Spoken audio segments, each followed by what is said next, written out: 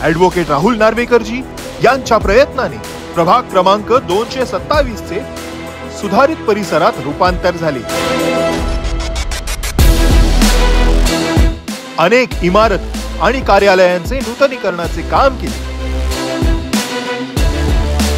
रस्ते दुरुस्ती आणि काँक्रिटीकरण करून स्थानिकांचे राहणीमान सुधारले। सुनिश्चित पाणी पुरवण्यासाठी पाण्याचे पाईपलाईन बसवले। युवकांसाठी व्यायामशाळेचे नूतनीकरण करून नवीन उपकरणे पुरवली। नागरिकांची सुरक्षा आणि सोयीसाठी वीज पुरवठा करून पथदिवे बसविले।